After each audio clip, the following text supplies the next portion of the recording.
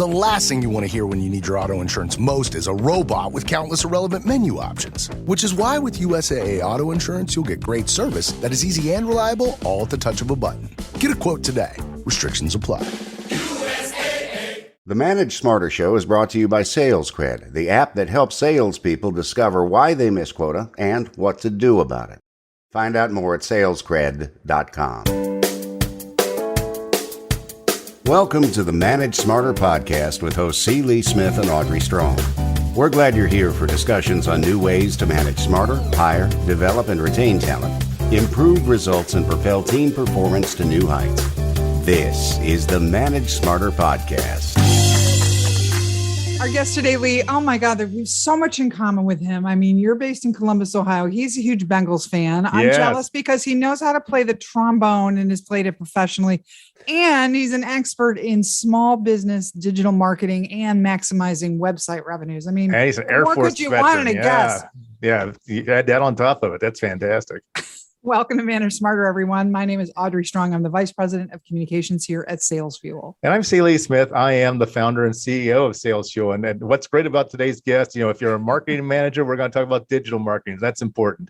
If you're a sales manager, it's like we're going to talk about ways in which we can use digital marketing then to improve the digital footprint of your salespeople so they can be perceived as more credible when the prospects go and research them before a call is made. And also, if you're a manager of any sort, you've got to market your department internally. You also need to know how to talk with marketing, and you want to have something useful to say. So we're going to touch all the bases here for all managers of all sorts. So Michael Buzinski, welcome, sir. Thanks for coming to the microphones. Good morning to you. You are a lifelong entrepreneur, digital marketing thought leader, and best-selling author, as well as the chief marketing officer of, I love this, Buzzworthy Integrated Marketing. You are a visionary marketer, and you were dubbed that by the American Marketing Association. And your sole mission is to reduce the prevalence of entrepreneurial poverty here in the U.S., particularly, as you said, right, Michael, with service businesses. Service-centric businesses is my jam. Right. So Buzz has simplified digital marketing success with the rule of 26. There's only 3 steps, people. It's not, he's going to explain it, to help business with owners. With a name like Buzz, it's still not rocket science. It's got to be. But helping small business proprietors avoid the time drain and the frustration of managing profitable digital marketing campaigns. I can't wait to hear this. And as you say, Buzz, take the HubSpot KPIs and toss them out the window. You do not need them. That's Correct? right. That's right. That's a good place to start. Yes. All right. So maximizing website revenue, rule of 26, 3 steps, and go. All right. So well, let's just start there. The rule of 26 states that if you increase your unique traffic to your website by 26%, your conversion rate by 26%, and the average value per client coming from your website by 26%, the overall revenue from your website will increase 100%. That is a compounded effect, because if you multiply 26 by 3, you do not get 100. Over what period of time are we talking that this compounds? So we do it, it is immediate, right? So if you're increasing any of those by 26%, that means when that traffic hits that 26% more, you're getting 26% more revenue. Okay, from it compared to whatever period that you're comparing it to, right? So if it's year over year, quarter over quarter, month over month, that's up to you how fast it happens, right? The nice thing about the rule that I find is that as you're running through those 3 steps, you're getting increased revenue. So you're realizing the fruits of your labor as you are cultivating the rule of 26. So what's the magic in the number 26? It was as close as I could get to 200 or doubling the sales revenue. So if you're looking at a process, you want to have a goal, right? And so when I was boiling down the 38 KPIs HubSpot likes to tout, and like the 72 or 3 KPIs that Shopify like to look at, I'm like, nobody, including myself as a digital marketer, wants to look at that many KPIs. And so, all right, which ones are actually moving revenue needles directly? Like when it moves, revenue moves. And the three that I saw was the average value per client was an easy one, right? If you can get more business from the clients you're getting more revenue. That's an easy one. Boom, done. Now, if I'm converting more of the traffic that's coming to me by 26%, I'm getting 26% more business. And if I hold steady my conversion rate for my website and increase the traffic by 26%, I get 26% more. So all actual business, right? So it's in that order, right? So the first one though is value of the customer, then it's conversion rate, and then it's traffic, because you can have junk traffic, that will never convert, or if they do convert, they will never spend anything substantial with you. So you can actually, in the book, I say that you can start wherever you feel you have the most immediate impact upon your sales. So if you know what your close rate is, and there is a measurable conversion rate from your website, increasing your traffic might be the easiest or the most direct way of increasing revenue now, right? And if you increase it by 10%, but you're not seeing 10% more revenue in that period, then yes, you have a conversion problem, or you have junk traffic coming in. And we do talk about that in the book briefly, as far as filtering out bad traffic. First, find out that you're tracking actual human beings. Get rid of the bots, the crawlers, and all the other things that are coming to your website and giving you this false narrative that you have a popular website. Most small businesses that have a local reach, service-centric specifically, do not get thousands of visitors to their website. So sorry, not happening. Okay. Few hundred, yes. And if you are pushing the right type of traffic, then you're getting the quality of that traffic. So if you're seeing only say 20 to 30 per second visits to your website, the traffic's not very good, or your content's not very good. So you have to test all of them as you go, pretty much. But really, in the book, I say, where do you have the most impact in the quickest and the least amount of energy?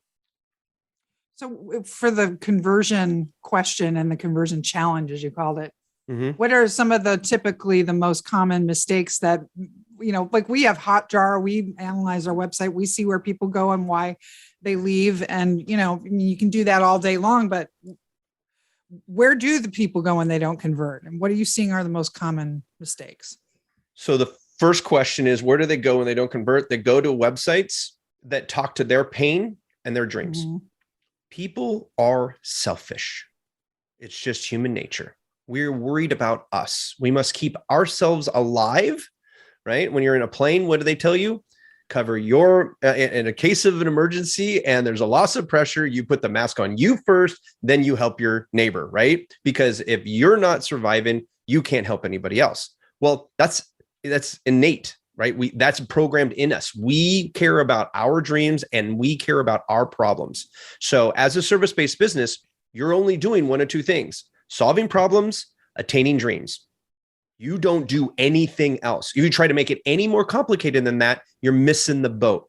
And so then that comes to your second part of your question, which is, what is the biggest mistake? We, us. Yep. Service-based businesses and service-centric businesses consistently to this day talk about themselves way too much, way too early. We first have to connect with the client. There's a saying out there that says, nobody cares what you know until they know how much you care. Okay. And the website is no different. You have to first identify what their problem is, right? If they need more sales, the first thing you get in there, we increase sales by X, ...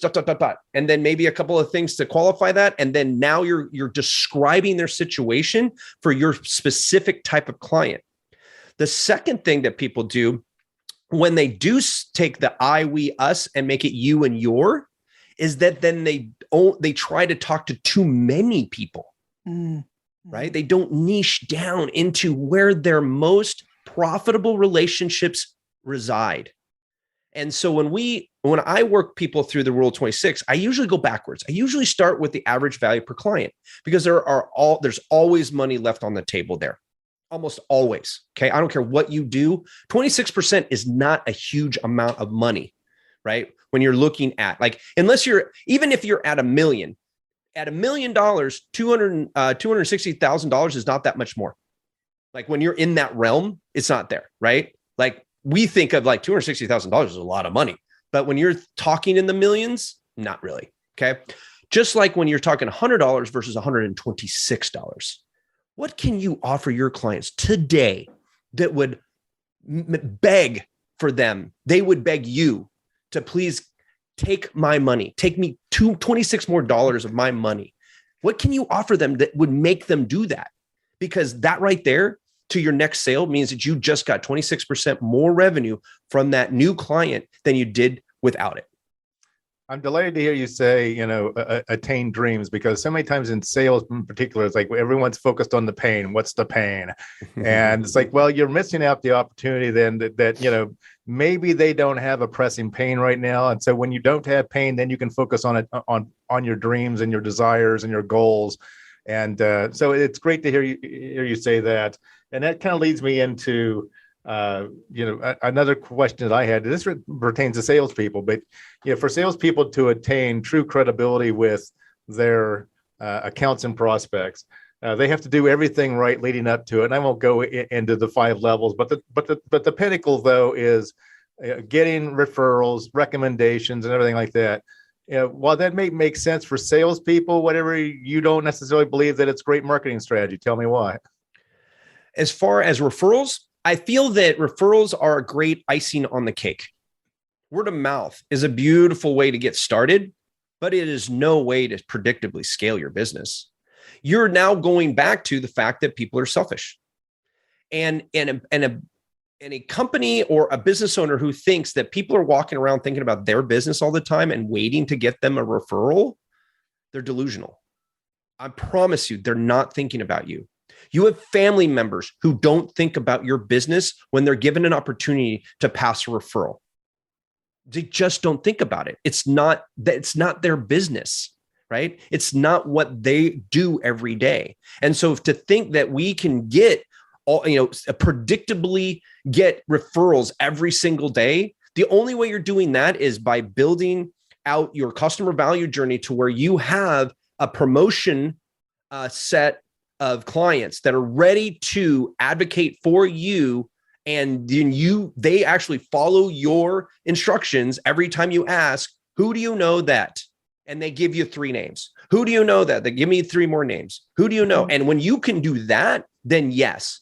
But the road up to that is a very long and treacherous one. And most businesses don't even have their customer value journey laid out well enough to get most of their clients there. Well, first of all, you have to provide a positive business outcome to the point where they're delighted with the value that they've gotten and your role in it. And then the salesperson, for example, has to ask for it, because it's not going to be given to you voluntarily. So do enough to actually to deserve the referral, then ask for it, and then maybe you'll get it. Yeah, but that's the icing on the cake. That's the cherry on top, right?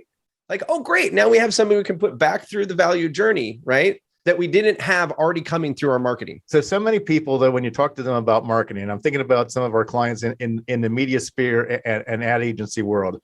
What they hear is like, business is great right now. I get most of my business on referrals. I don't need to spend money on social media marketing and content marketing and redoing my website and lead funnels and things like that. They hear it all the time. Right. So, what is the danger in that you're only relying on that and you're ignoring the investment into other forms of marketing? Let's go with just search marketing, because there's so many pitfalls of not marketing. But let's just look at search, because search has the highest intent, right? When we search things on the internet, we're looking for something, right?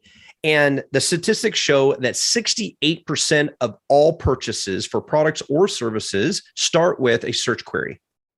That means 2/3 of all buying decisions start with a search query. So if you're not on the search engine for your demographic, searching for your services or solutions to what you provide, then you're not in the mix. Because nobody, I take that back. 2% of all visits go past the second page of the search engine. 70% of all click-throughs on organic traffic go on the top 3 spots in organic. Mm-hmm. So the 68% of all purchases start with a search query, and only 5% of all website pages will rank on the first page.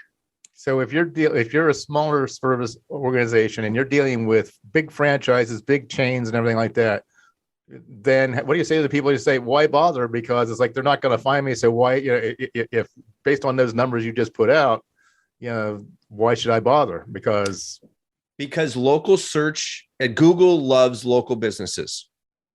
Okay. So if you're selling a product, that's a completely different conversation, and we'd have to dive into different numbers. But for service-centric businesses, most services are done locally. And even if you don't care whether or not you have a national brand helping you, if you are located in, say, Columbus, Ohio, and you ask for an accountant, the first things that come up on the search is accountants in Ohio. Okay. If you are a local business, you want to make sure that your Google Maps rankings, which is another ranking, another organic place right there, and we call that local SEO, very specifically. If you're on a phone, this local search is what's going to trump anything national. National is going to be pushed way down for services, period, end of story. Okay. The thing is that you don't need to rank for the big search volume stuff, the generic stuff. You want to rank for the long search keyword tails. Okay. So 4, 5, 6, 7 word searches mean high purchase intent. And if you're local and they're local, you're going to be pushed up to that. If air you're conditioning service in Poughkeepsie, New York. Yes, there we go. Now I know you're looking for that in that city, and I want that in that city. Not just anybody, that in that city. The Nationals can't compete there. It's his go-to city, by the way, Buzz, is Poughkeepsie. That's why I'm Paducah, smiling. Kentucky. Yes, I love them both. We got just a few minutes left. Everybody, you want to get the book. You want to go to ruleof26.com. I need to work that in for you. And the other thing you talk about, and I don't know if you've got a formula for it, is you get stuck in a circle where you can't fire unprofitable clients because you need the revenue, and you just go around in a circle. What is the final decision, and how do you call out the unprofitable ones safely while you are seeking more profitable clients? What's the best way to bridge that gap? There's 2 ways. Okay. One is fire them. Mm-hmm. One is give them an option. Pay me what I'm worth or go away. Okay. You have to be at a point where you're ready to be paid what you're worth. When we don't charge enough for our services, we are actually stealing from those we think we're trying to serve. Because when you're not getting paid everything you're worth, you're unable to give everything you're worth. Mm-hmm. Let that set in. If you don't charge 100% of your value, you cannot give 100% of your value. Therefore, you are shortcutting them. Listen to this, salespeople. Whenever they're asking you to cut 10% off the proposal you just sent them. Yeah. Right. Let that sink in for a minute. Yeah. Because to make a sale, we're all willing. Yeah, I'll give the 10%. Let's get the deal done. And it's like, no. Right. Yeah. And I tell them, it's like, well, we can do 10% less business, less service. We can slow the speed in which we do this by 10%. If you're okay waiting 10% longer for results, Mm-hmm. we might be able to get there for you. Right. But we're still charging what we're worth. Right. That's the biggest thing you can do, is just come back and say, hey, listen, we've got a better way of doing this. And we're sunsetting this because we find in one of our case studies that we're not giving you what you deserve. You deserve this. And for us to give it to you, this is the new price. Are you okay with that? Are you ready to really succeed? Because right now we're holding you back. Would you like us to unleash the quality and the value? Yeah. Unleash the Kraken. Let's do this, right? Make it a positive thing that they're investing to get a bigger return.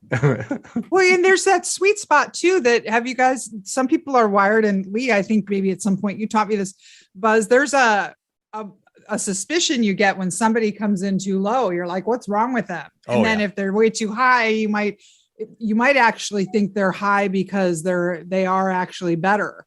So it doesn't always have to be like, I don't want to ask for too much. If you've built the value, you can charge whatever. I have a fractional CFO that's a client of mine. He just started. He is an accountant by trade, right? But he's going into his own business. He's working with construction companies that do 10 million or more in sales, and he was going to double their cash flow, right? So that they can grow their businesses, right? So we first started talking about it. He's talking about $1,500 a month. I'm like, that sounds like kind of low. Like I would just do my CPA for maybe that, right?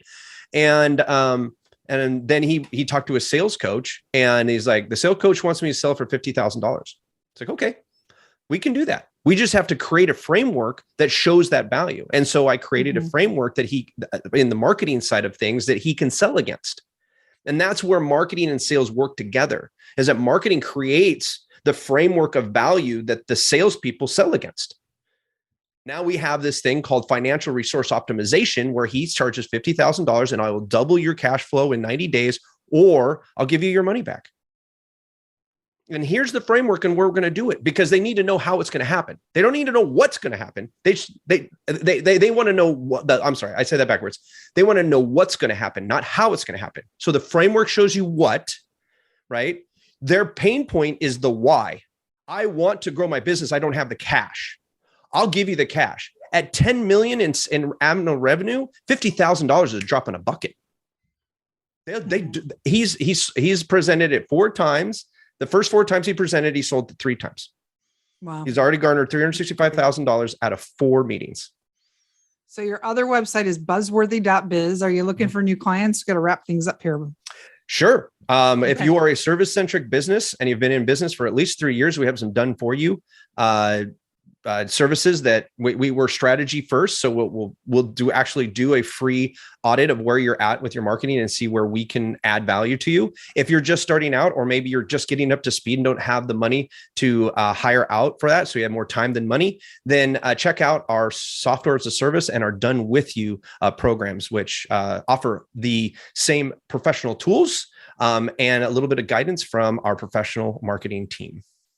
That's great. Michael, very informative. Great stuff. Thank you so much. Thanks for having me, guys. Thanks for listening. If you enjoyed the show, please rate and recommend on iTunes, Overcast, or wherever you get your podcasts. You can also get more great information at salesfuel.com. This podcast is a part of the C-Suite Radio Network. For more top business podcasts, visit c-suiteradio.com.